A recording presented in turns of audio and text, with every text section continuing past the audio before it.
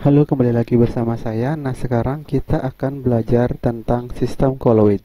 Nah, sistem koloid yang akan kita pelajari di sini berkaitan dengan jenis-jenis sistem koloid, kemudian yang kedua tentang sifat-sifat sistem koloid, dan yang ketiga adalah bagaimana sistem koloid itu bisa kita buat.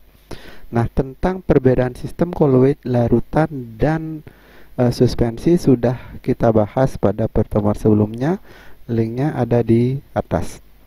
Apa yang dimaksud dengan koloid? Nah, pertanyaan itu dapat terjawab melalui dua gambar ini. Nah, gambar pertama ini adalah gambar parfum yang sedang disemprotkan. Kemudian gambar yang kedua adalah tentang berkas sinar matahari yang terlihat jelas menerobos dedaunan di dalam hutan. Nah, kenapa peristiwa ini dapat terjadi? Nah, untuk peristiwa yang pertama, nah ini adalah gambar semburan dari parfum yang dari botol ini. Nah, apa itu koloid? Koloid itu, nah inilah koloid. Nah, koloid ini terdiri dari butiran-butiran atau serbuk halus atau butiran halus dari cairan parfum yang tersebar di udara. Nah, ini adalah salah satu contoh dari sistem koloid. Maka, sistem koloid itu salah satu cirinya adalah dia terdiri dari dua fase dan ukuran partikelnya adalah butiran-butiran yang sangat halus. Nah, ini dia bendanya seperti ini. Lalu gambar kedua ini gambar apa? Nah, gambar kedua ini adalah salah satu sifat dari koloid yang kita kenal dengan nama efek Tyndall. Nah, efek Tyndall ini berarti sinar matahari ini dapat dihamburkan oleh partikel-partikel dari koloid. Nah, koloid yang dimaksud itu koloid apa? Nah, koloid yang ada di hutan ini mirip seperti koloid yang saya sebutkan ini. Nah, koloid ini terdiri dari butiran-butiran halus cairan parfum. Nah, sementara yang ini koloid ini adalah berupa kabut. Nah, kabut itu juga merupakan butiran-butiran halus dari cairan yang tersebar di udara. Nah, ini adalah dua contoh sistem koloid dalam kehidupan kita sehari-hari. Nah, kemudian jenis-jenis koloid itu seperti apa saja? Nah, untuk jenis-jenis koloid itu terdiri dari 1, 2, 3, 4, 5, 6, 7, 8. Jadi ada 8 jenis sistem koloid. Ke-8 sistem koloid ini dibedakan berdasarkan zat terdispersi dan zat pendispersi. Nah, zat terdispersi atau zat yang tersebar di dalam medium pendispersi itu terdiri dari 3, yaitu ada zat padat, kemudian ada zat cair, kemudian ada gas. Kemudian medium pendispersinya juga ada 3, ada zat padat, zat cair, zat gas. Nah, lalu bagaimana prosesnya? Nah, misalnya ini adalah koloid yang pertama, itu adalah sol padat. Nah, sol padat ini merupakan sistem koloid dari zat terdispersinya adalah zat padat. Jadi zat padat ini disebut dengan fase dalam. Kemudian dia terdispersi di dalam zat padat. Jadi zat padat ini adalah fase luar namanya. Jadi dibacanya begini, zat padat dalam zat padat. Nah, namanya itu adalah sol padat. Contohnya apa? Gelas berwarna. Ini sudah saya berikan contohnya. Ini adalah gelas berwarna. Jadi gelasnya itu adalah zat padat. Pewarna di dalam gelasnya ini juga adalah zat padat. Kemudian yang terdispersi zat padat dan pendispersinya zat cair. Jadi dibaca padat, padat di dalam cairan. Contohnya apa? Tinta. Kemudian ada cat. Nah, kayak gimana sih contohnya? Nah, ini contohnya dia. Tinta yang berwujud cair. Jadi tinta ini dapat berwarna hitam karena memiliki zat warna. Zat warnanya itulah yang namanya zat padat. Jadi zat padat yang berupa pewarna, zat padat yang berupa pewarna itu terdispersi di dalam zat cair. Kemudian yang ketiga, kalau zat terdispersinya itu adalah zat padat dan terdispersi di dalam gas, itu disebut dengan aerosol padat. Contohnya itu adalah asap. Nah, ini adalah contoh asap. Jadi asap itu sebenarnya adalah butiran-butiran dari karbon yang tersebar di udara. Jadi bisa diperhatikan gambar ini. Jadi ada butiran-butiran kecil hasil pembakaran yang tersebar di udara. Nah, contoh lain adalah debu. Jadi kalau zat terdispersinya adalah zat padat, maka disebut dengan sol. Yang pertama ada sol padat, kemudian ada sol cair, kemudian ada aerosol. Lalu bagaimana kalau zat terdispersinya itu adalah cairan? Kalau zat terdispersinya adalah cairan, itu ada 3 macam. Namanya emulsi. Kalau yang dalam zat padat itu namanya emulsi padat. Kalau dalam cairan itu namanya emulsi cair. Sementara kalau zat cair terdispersi di dalam gas namanya aerosol cair. Nah, contohnya apa? Kalau yang pertama emulsi padat itu contohnya ini, jelly.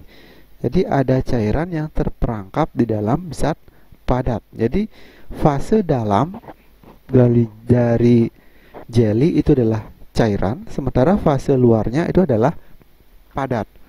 Kemudian yang kedua, emulsi. Emulsi itu fase dalamnya adalah cair.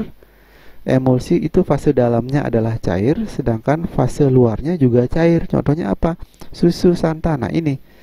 Jadi emulsi ini yang dalam hal ini adalah santan, itu sebenarnya adalah campuran minyak dengan air. Jadi minyak itu wujudnya adalah cair sebagai fase dalam, sementara air itu wujudnya juga cair sebagai fase luar. Jadi dapat dikatakan minyak di dalam air yang terdispersi secara merata. Kemudian yang ketiga ada yang namanya aerosol cair. Nah, aerosol cair sudah sempat saya bahas tadi di awal. Itu nih contohnya yang ini. Ada sebuah zat cairan yang disemburkan ke udara menggunakan alat penyemprot. Nah, seperti ini. Jadi ada butiran-butiran kecil dari zat cair yang tersebar di udara. Dalam hal ini adalah gas. Jadi udara itu adalah gas. Nah, kemudian kalau zat terdispersinya adalah gas, ada 2 macam. Namanya busa. Yang pertama, kalau gas terdispersi dalam padatan, kata lainnya adalah gas dalam padat, itu namanya busa padat. Contohnya adalah karet busa. Nah, seperti ini. Sementara yang ini adalah batu apung. Jadi ada butiran-butiran kecil, rongga-rongga udara ini adalah gas yang terperangkap di dalam zat padat. Dalam hal ini adalah batuan. Kemudian yang kedua, contoh dari koloidnya itu adalah gas yang terdispersi di dalam cairan, disebut dengan gas dalam cair. Itu adalah buih sabun ya, seperti ini. Jadi dalam buih ini terdiri dari butiran-butiran yang sangat halus dari sabun yang terperangkap dalam cairan. Nah, sementara yang ini, kalau zat terdispersinya adalah gas dan pendispersinya juga adalah gas, dia tidak akan pernah membentuk yang namanya koloid. Kenapa? Karena gas yang terdispersi di dalam gas atau gas dalam gas itu kata lainnya adalah larutan. Jadi ini adalah campuran yang sifatnya homogen. Dia tidak akan pernah membentuk yang namanya koloid. Nah, sekarang yang berkaitan dengan sifat-sifat koloid itu ada beberapa macam seperti yang sudah saya sediakan di layar. Itu yang pertama ada efek Tyndall, kemudian ada gerak Brown, kemudian ada elektroforesis, ada dialisis, adsorpsi, dan koagulasi. Mari kita lihat apa makna dari kesemua sifat koloid tadi. Nah, yang pertama itu adalah efek Tyndall. Nah, ini sudah sempat saya jelaskan tadi di awal. Efek Tyndall itu bisa disebut sebagai hamburan. Hamburan dari apa? Hamburan dari sinar. Jadi kalau ada sinar yang menerobos ke dalam sistem koloid, maka sistem koloid yang berupa butiran-butiran kecil atau butiran-butiran yang sangat halus itu akan dihamburkan. Nah, misalnya yang ini. Jadi di sini ada butiran-butiran yang sangat halus dari partikel cairan yang berbentuk seperti kabut. Jadi kabut itu nantinya akan memantulkan sinar matahari sehingga sampai ke mata kita. Jadi kita bisa melihat berkas-berkas sinar yang menerobos di antara pepohonan. Nah, ini contoh yang berikutnya. Sinarnya anggap saja berasal dari sini ya. Ini sinarnya dari sini. Ini adalah homogen. Dalam campuran homogen tidak ada yang namanya partikel-partikel halus. Jadi karena tidak ada partikel-partikel halus, maka tidak akan ada yang namanya berkas sinar di sini. Jadi sinar sama sekali tidak bisa dihamburkan, terutama oleh molekul, tidak bisa. Berbeda dengan yang ini adalah koloid. Ini adalah koloid. Jadi ada partikel-partikel yang sangat halus. Kalau kita lewatkan sinar, maka sinar itu akan dihamburkan sehingga akan terlihat jelas berkas sinar yang kita lewatkan di sini ya. Nah, itu adalah yang namanya efek Tyndall. Nah, kemudian sifat yang kedua itu namanya adalah gerak Brown. Gerak Brown ini adalah penemunya namanya Brown. Itu gerak Brown maknanya adalah partikel koloid yang dalam hal ini merupakan partikel-partikel kecil yang sangat halus, dia bergerak zigzag. Jadi dia gerakannya zigzag. Jadi dia partikel koloid itu akan selalu bergerak. Misalnya ini adalah partikel koloid, saya perbesar. Bila dia bergerak, dia akan bergerak lurus ke sini misalnya, menjadi di sini dia posisinya. Kemudian karena menabrak partikel koloid yang lain, partikel koloid yang lain akan berpindah ke sini. Partikel koloid yang tadi akan terpantul ke sini, menjadi di sini. Kemudian terpantul lagi ke situ, posisinya di sini. Terpantul lagi ke sini, posisinya di sini. Terpantul lagi, posisinya di sini. Terpantul lagi, posisinya di sini. Terpantul lagi, posisinya di sini. Jadi gerakannya acak. Jadi lurus-lurus dan patah-patah. Jadi ini adalah posisi awal, posisi 1. Dia bergerak ke sini, kemudian bergerak ke sini, bergerak ke sini, ke sini, ke sini, ke sini, ke sini, bahkan dia bisa bergerak lagi ke situ. Jadi partikel koloid itu dia selalu bergerak. Nah, pergerakannya itu gimana? Pergerakannya itu adalah zigzag. Nah, itu adalah gerak Brown. Namun gerak Brown ini terjadi pada koloid yang pendispersinya itu adalah gas dan cair. Sementara kalau pendispersinya adalah padatan, pastinya koloid, partikel koloid yang ada dalam padatan dia tidak akan pernah bisa bergerak karena ditahan oleh medium pendispersinya. Dia tidak akan bergerak. Berbeda dengan kalau mediumnya adalah gas, dia bisa bergerak bebas. Demikian juga cair. Namun pada koloid yang bentuknya cair itu pergerakannya masih sangat terbatas. Ini terbatas. Berbeda dengan sistem koloid yang fase pendispersinya adalah gas, medium pendispersinya gas. Dia bisa bergerak secara bebas. Jadi penemunya si Brown, dia menemukan kalau partikel koloid itu bergerak zigzag pada gas, ya. Nah, itu adalah gerak Brown dari sistem koloid.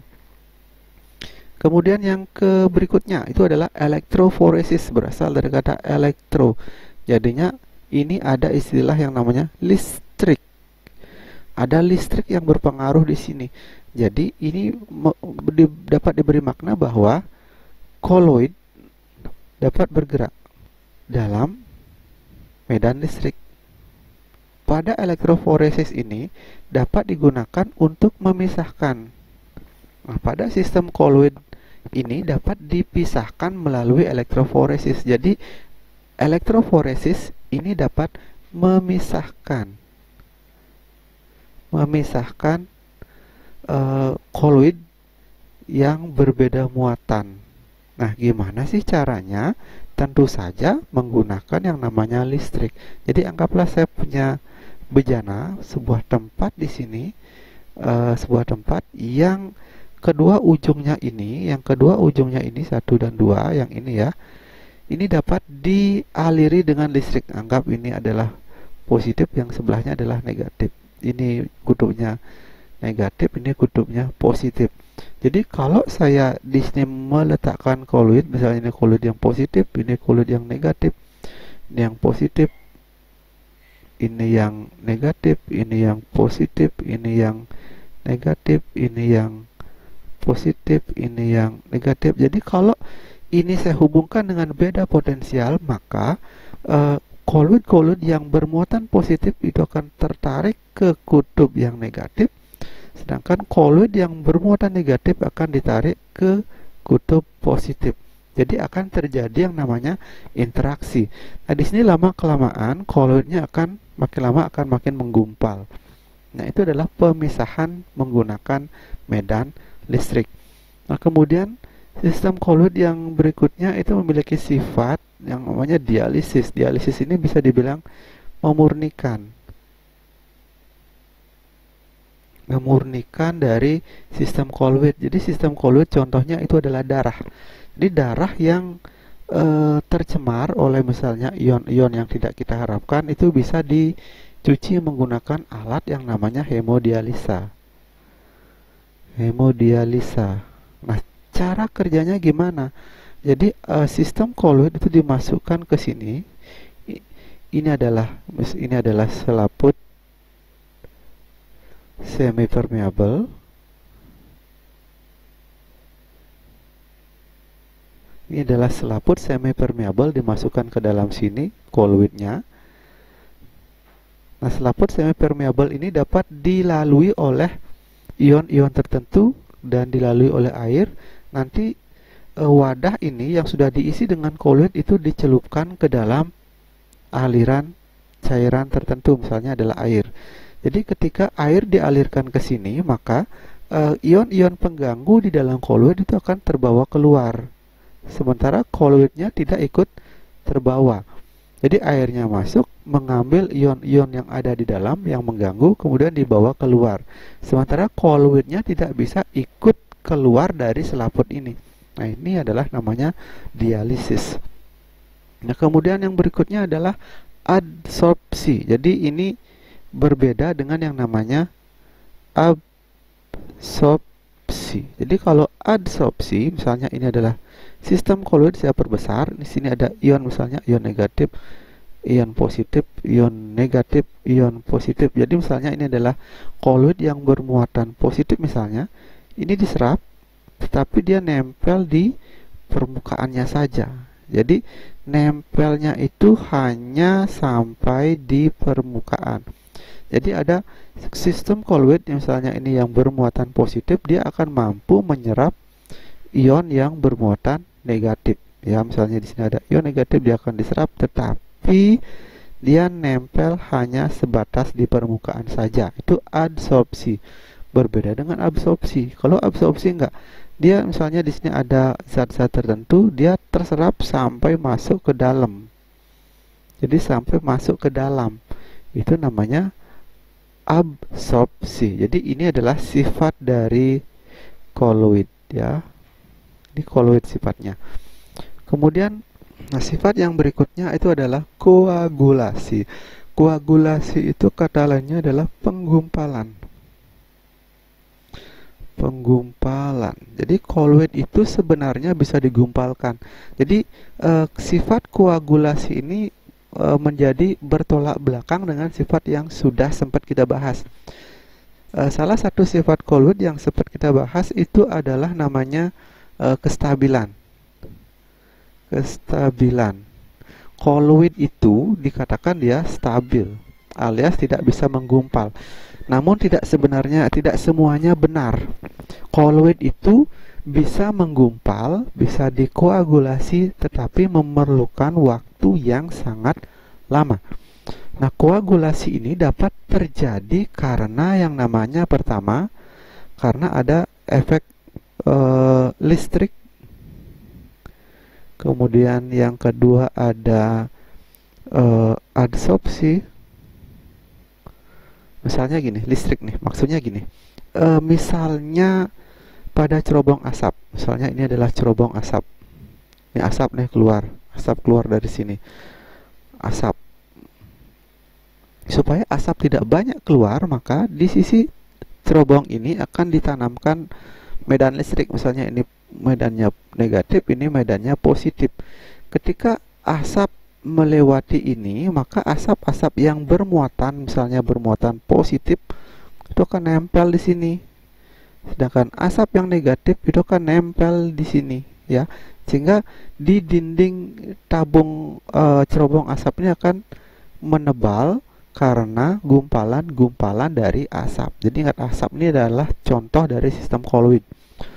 Nah, selain ini misalnya ada yang namanya adsorpsi. Contoh nih, misalnya ada kolam berenang. Kolam berenang nih, ada pengotor-pengotor yang berupa kolloid, kemudian dimasukkan misalnya tawas. Misalnya tawas ini dia mampu menyerap, mengadsorpsi dari sistem kolloid. Jadi serap sampai di permukaan. Lama-lama kolloid itu menggumpal di sini, makin lama makin besar, sehingga karena dia berat, dia akan terjatuh di bawah. Nah, ini adalah contoh adsorpsi. Nah, koagulasi ini terjadi pada beberapa macam kolloid. Contohnya misalnya delta sungai. Delta sungai misalnya, kemudian debu misalnya. Debu di kamar, kalau misalnya males yang namanya malas menyapu, misalnya di atas lemari, pasti akan terdapat yang namanya lapisan-lapisan debu di sana, ya. Nah, selain koagulasi, ada beberapa sifat kolloid yang lain, nanti silakan dibaca di bukunya, ya. Kemudian bagaimana proses pembuatan kolloid? Proses pembuatan kolloid itu secara garis besar ada dua macam. Yang pertama adalah dispersi. Dispersi ini adalah memecah namanya. Jadi partikel-partikel yang ukurannya besar itu dipecah-pecah jadi kecil, dipecah-pecah menjadi halus agar menjadi partikel kolloid. Nah, pemecahan ini saya bisa bagi dua. Yang pertama namanya Bussur-Bredig. Bussur-Bredig.